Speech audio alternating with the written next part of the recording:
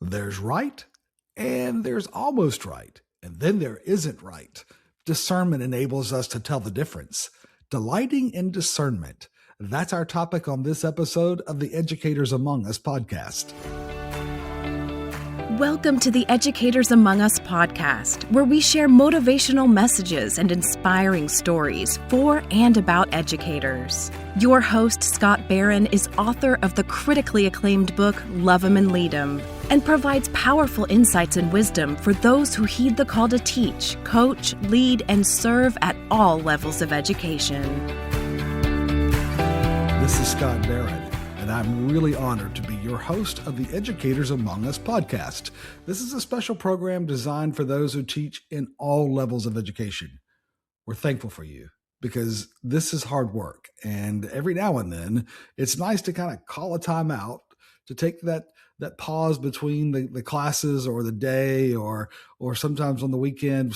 People listen to this from all parts of the world and all times of the day, and sometimes you have to just kind of stop for a minute and just kind of rethink things, right? To think about the perspective, to think about the calling, to think about some of the things that may be causing the stress and the strains and maybe undermining our work because we kind of let it get to us, and it's inevitable that it will, but there's a maturity that comes with knowing how to, as we said last time in our session, was to know how to turn that friction into something that can be positive energy, right? It's embracing the grind, we said, right?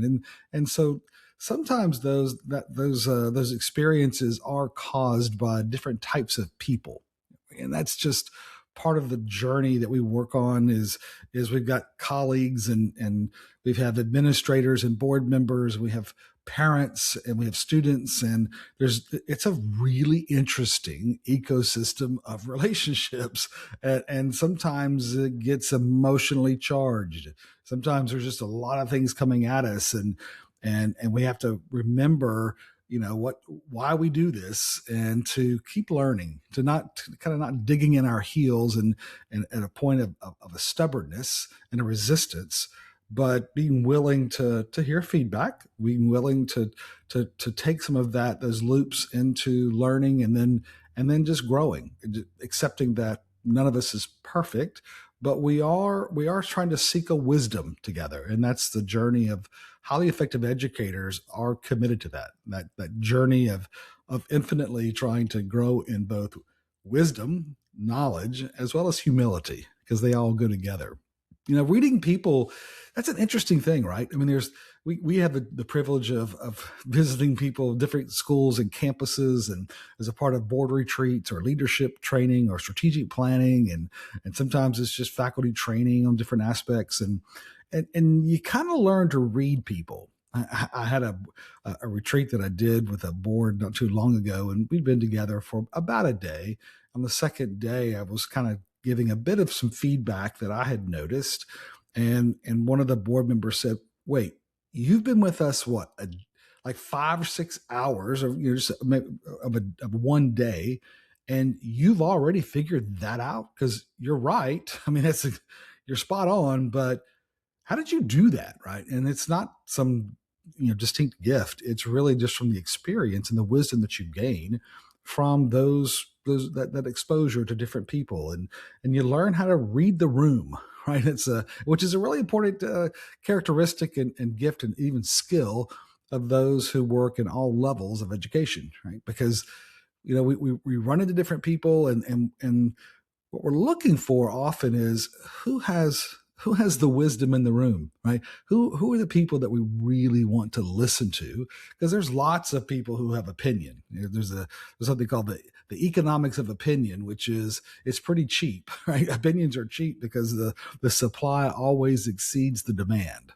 And if you know economics, it's just it's a supply and demand issue, and so there's no shortage of opinion, certainly on social media and especially when it comes to knowing how to teach or run schools. Everybody knows how to do that, right? And even though they don't have the courage to actually jump in there and do the work, a lot of them, but we recognize that there are some people who just have a discernment, right? And discernment, as Charles Spurgeon once said, discernment is not a matter of simply telling the difference between right and wrong. It's not just that. Rather, it's telling the difference between right and almost right. Because some things, they're not necessarily wrong. It's that gray area. Sometimes they're not wrong, but they're not quite right. And that's where you see people exercising discernment. They know how to figure that out, and that's a really important strength of those who teach and coach and work in all aspects of education is doing that. As I said, we visit with a lot of schools, and in a recent board meeting, as we get a chance to encounter people of different backgrounds, we're gathering insights. You're reading the room, and you're looking for the body language, and you're listening to the tone in the room, right? For example, who talks first? Right? You're kind of looking who is kind of stepping out to take the lead, and what are they talking about? Is there a wisdom to what they're saying? Is it more? Are they making very strong statements, and how they express themselves, and more sort of adamant, positions that aren't necessarily supported? Right? Who talks most? That's another one, right? Who's kind of wants to dominate the room and maybe has more to say than they ought to say, right? And who has respect? Who's earned the respect in the room? You can look around, you can see the body language, you can tell there are some people when it's kind of like the old E.F. Hutton commercials, right? When they talk, people listen, and that's true about some people. That when they talk, people want to. They pause and they pay attention, right? That's an important aspect because it's they know how to express themselves in a way that causes people to think, and it's not usually emotionally charged, but there's a wisdom to what they're saying. Right? That's important. We also want to know who has the clout. Right? In the room, there are certain people who have a higher level of influence than others, right? And why? Right? That's what we're looking for. We're also looking for, how do they handle conflict? Right? What is it? Does disagreement shut them down? Do they want to take their ball and go home? Do they want to you want to go? Is there like a tendency to want to react, or is there a response that absorbs that energy and knows how to then handle it? Right? That's the kind of thing that we're looking for. Are these people willing to make adjustments in their positions, or are they steadfast in wanting to not let go, regardless of maybe new information or new perspective that it's time to adjust, right? Discretion and curiosity are reliable signs of wisdom, right? You can look for that, and you're only going to see that where there is a level of wisdom that's worth paying attention to. And that's what happens with the participants in the room as you begin to pick up on that, right? It reveals distinct self-intelligence, right? That's only gained by humility and reflection. There's a time taken to understand who they are, and not to have a bloated self-perception, but a willingness to listen. And most of the time, the most interesting person is the one who is most interested, right? I mean, if we're looking at and we're reading the room, where we want to spend some significant time is with the people who you can tell they're interested. They're interested in what other people are saying. They're willing to consider. They're willing to think outside and maybe get uncomfortable with not being right, right? They're willing to acknowledge that. And that's part of the journey that we're all on, is able to exercise a discernment.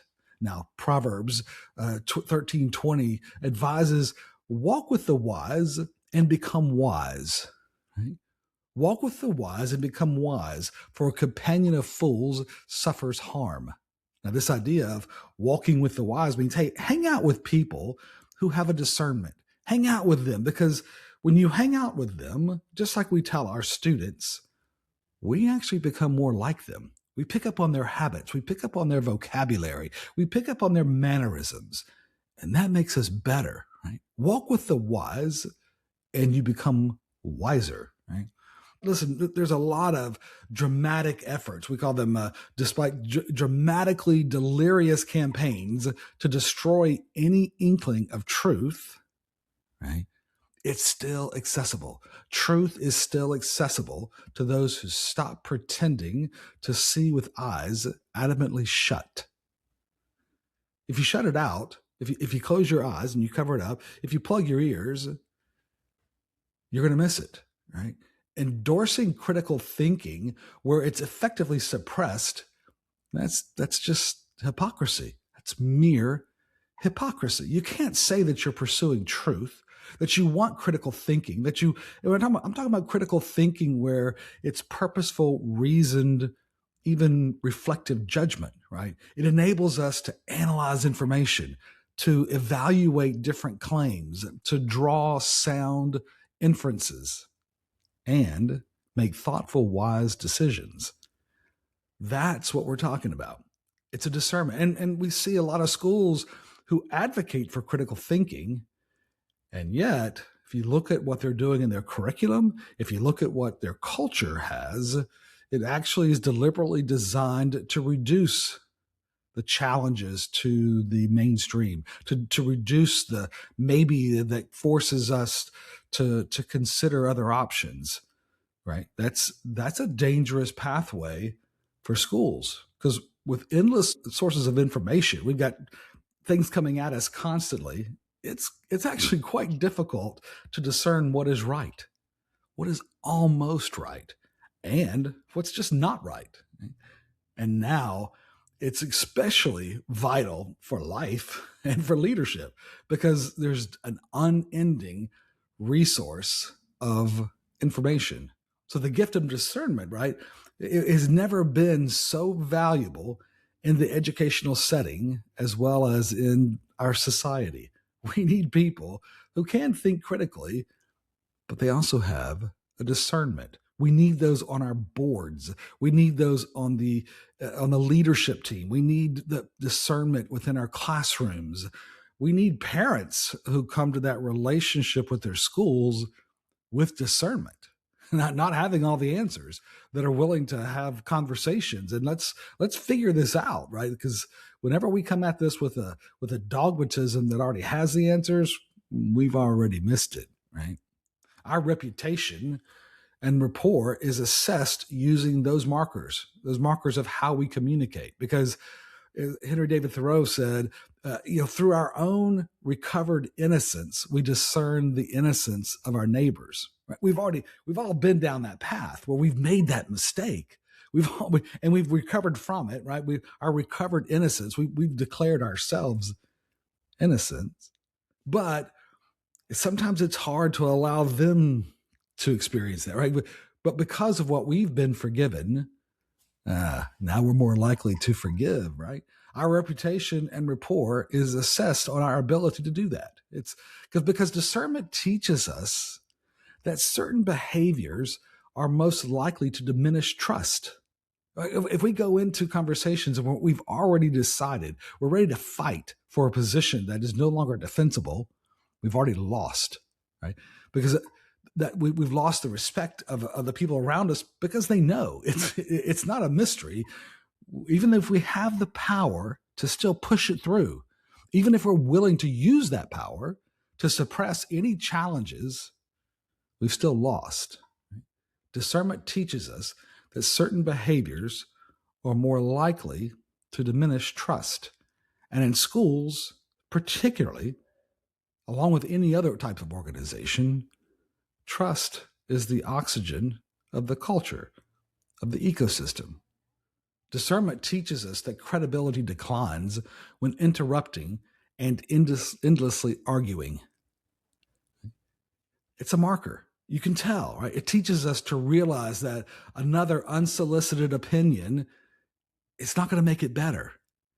They may not even be asking for our opinion. Sometimes they're just asking us to listen. Sometimes they're just wanting to air it out. And sometimes it's important for us just to do that, just to listen and not try to solve the problem. But also through discernment, we can stop pretending that we know what they're going through, Even if you've been through something that's very similar, you don't know.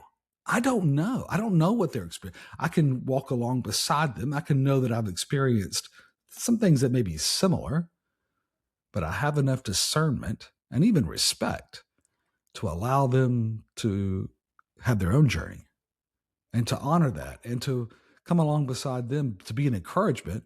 And if they ask for some of the wisdom that maybe we've gained, then we can share it, right? So the encouragement is, hey, delight in discernment this week. Find delight in that, right? Because through discernment, we learn to speak less, we listen more, and we love with grace. And that grace that is so astounding, that grace that's able to let it go, that grace that's able to see people through their possibilities rather than their past. And that is a very important part of being an educator.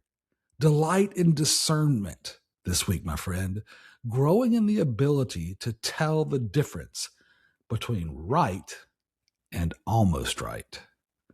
That's an important skill. And it is a skill that we can learn. And the encouragement is, hey, don't lose that. Don't lose that opportunity to continue to grow, to walk with the wise, to listen to people who already have that. Because if you walk with the wise, you're more likely to become wise. Thank you for your commitment to this work. Thank you for being willing to grow. Thank you for pursuing encouragement that maybe can help you get past some of the barriers that you're bumping up against, and for your commitment to grow. Hey, a coaching question to ask yourself at the end of each day: did I do my best to truthfully discern today?